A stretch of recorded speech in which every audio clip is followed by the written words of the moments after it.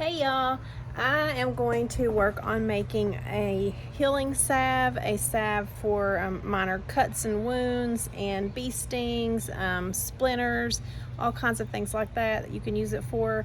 So I was hoping I could find some comfrey. I went for a walk and I couldn't find any of that, but I found plenty of plantain, and I also have calendula flowers and dandelion flowers. I'm going to throw all those in it, and some dead nettle that I picked and had soaking in oil already, so I'm going to add that in there too. So let's get some more things gathered up and let's make this salve. So first let's look at plantain. This is plantain.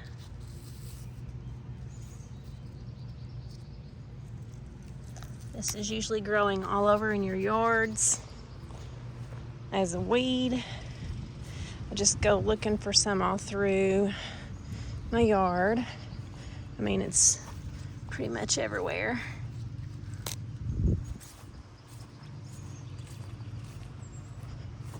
Don't pick this stuff that's got like the reddish color. That's not plantain.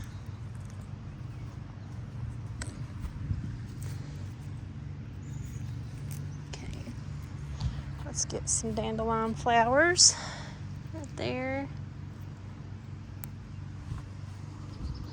All right, I'm going to finish gathering up a bunch of this and we'll be right back.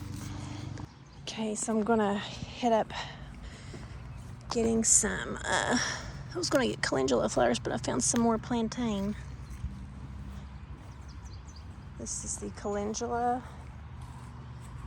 These are getting ready to flower out some more, so I'm going to go ahead and take that flower head and leave these buds that's coming. Go. This one I think is kind of old. And these will be flowered out within a couple of days again, so see those little flower heads. Look at that.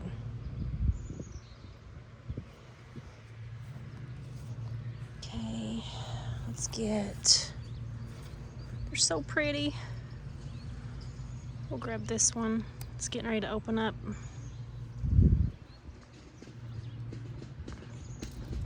And there we go.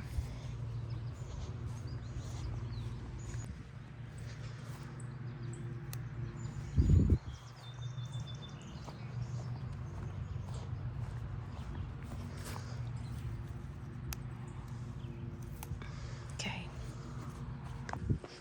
Here's one of my mullein plants for identification. Okay. This is our mullein, plantain, and our calendula and dandelion flowers. What we're going to do is this is my double broiler method. I'm going to pour water in this first pan, and this is some dandelions and dead nettle that I've had soaking in this olive oil for a couple of months now. So we're going to add that in there, put all this stuff right in here, pour it in there along with the calendula and the plantain and mullein, and then let it simmer for about 1 to 2 hours. Okay, so what we'll do is put this oil in there first, in this first pot.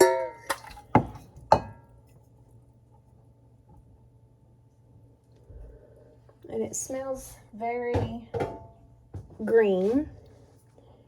And we'll add all this olive oil.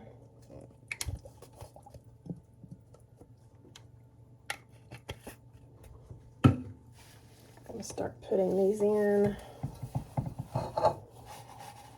and it will kind of simmer down a little bit. Okay, let's get some water and put in this outer pot.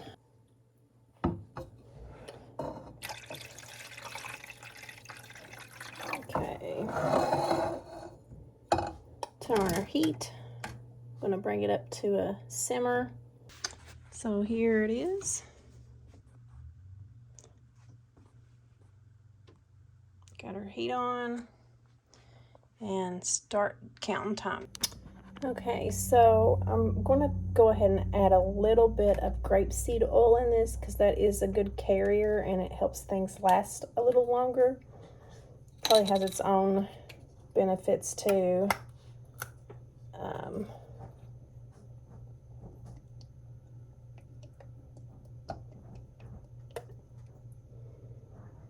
Doesn't really have a smell.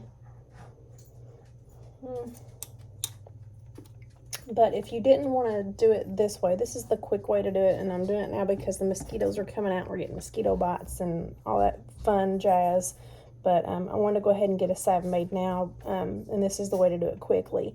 But if you didn't want to do it quickly or you had plenty of time on your hands, then you could just dry these leaves and flowers, get them completely dry, and then soak them in your oil of choice. It could be olive oil, grapeseed oil, whatever you choose, a good carrier oil, and then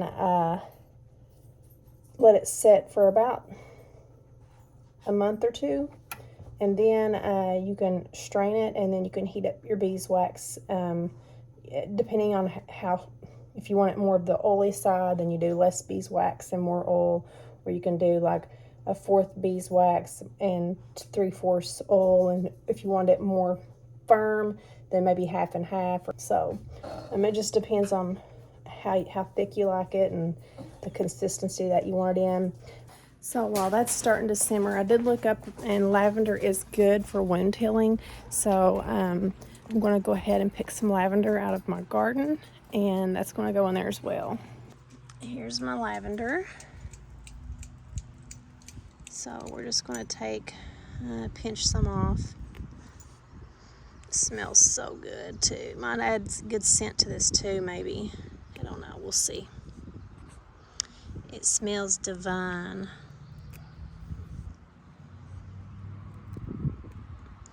I started another little lavender right there.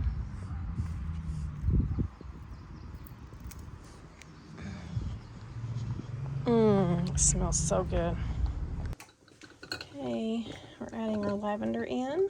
Whoops. And I dropped a leaf. Dadgone it. Now, you do have to keep an eye on this because as it simmers, the water will go down, so you'll have to make sure you add more water as it simmers. Okay, so this has been simmering for about a couple hours. I'm going to go ahead because it's got that nice, it's like almost like an allspice type scent. It's what it reminds me of in a way, like a spicy, sweet spicy scent. Maybe it's from the dandelions or the flowers, the calendula flowers, things like that in there. But I'm going to go ahead and take this and pour it in this cup. I'm going to strain all those bits out, and then I'm going to squeeze it when it cools down enough for me to be able to handle that, and then I'm going to try to match up some of these white beeswax pellets and do like a half and half in my cups. I can't pour the beeswax until I know how much oil that this is going to create after I strain it all out. So let's get that done. Okay, so I need to think smart how I'm going to do this without getting burnt. So let's see. We don't want none of the water in there. Let's dry that off. Okay, and then we're just going to strain it.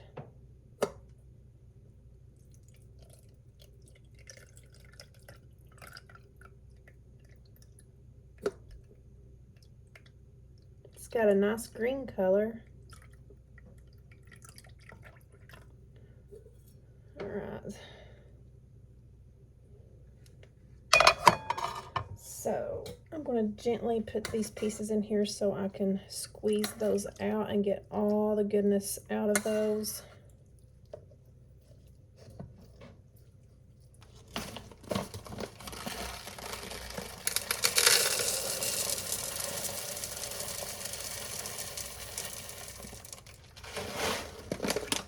Okay, I actually put that a little bit less, maybe an inch lower. So now we're going to take these, pour them together.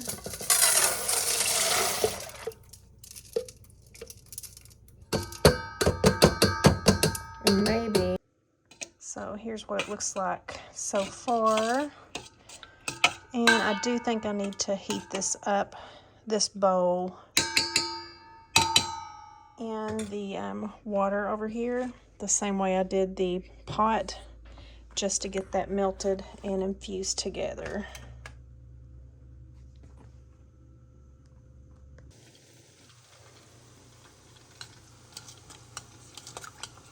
Look at that pretty color.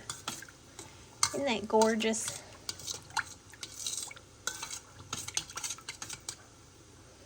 Just getting that little bit of beeswax melted. And then we'll get her ready and pour in her tins. Let's get in there. I did get these kind of tins I ordered online. I think I got these off of Temu. They had them on, or maybe it was Amazon. I can't remember. It might have been Amazon. So that's what we're going to put them in. There's the lids. We can label them with a marker, stickers, or whatever. And I might end up having to get more because I've got 10 here, but I feel like I'm going to have probably more than 10 in that pot. Let's see. Oh, they're melting.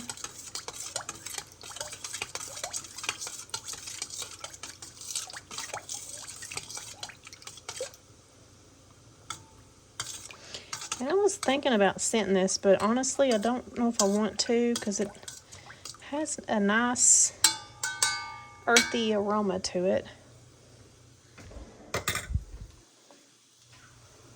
It's almost like an herbal tea, a dandelion tea. It has to be those flowers that's in there. I don't know. But it's almost done. Okay, let's get those last few beads melted up, because this will probably start setting pretty quickly once it does melt, so I might leave this water on over here just in case I need to reheat anything, but I should be okay. Everything's melted now. There we go. Okay, let's turn this off for a minute and get me a pot holder. Hopefully it comes out smoothly from this. We're going to find out. Yeah.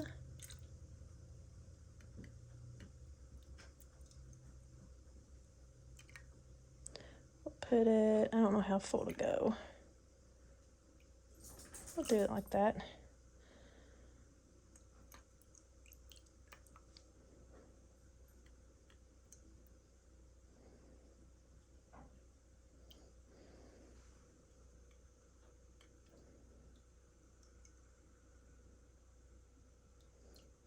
How many do you think we'll get?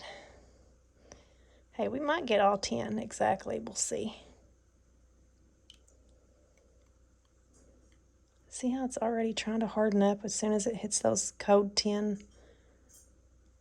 Like when I dropped a few drops. Look at that. See that? It's like candle wax almost.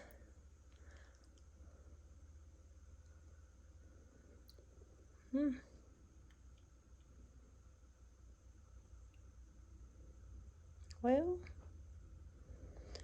might get a, we'll squeeze it.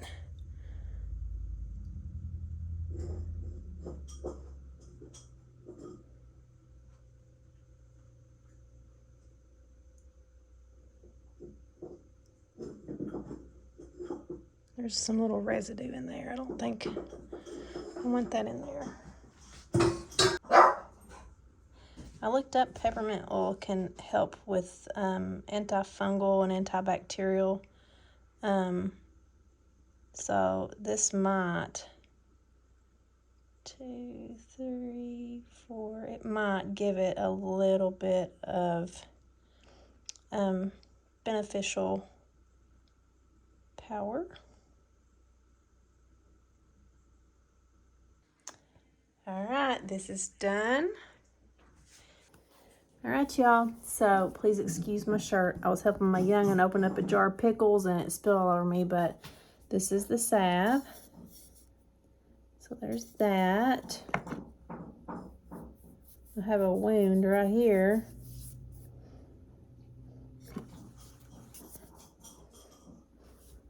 Okay, I'm picking up scents of dandelion and hints of a little bit of spiciness, like woodsy spiciness. If you want the salve more creamy, just do 25% beeswax and 75% oil. This actually wouldn't be bad, like a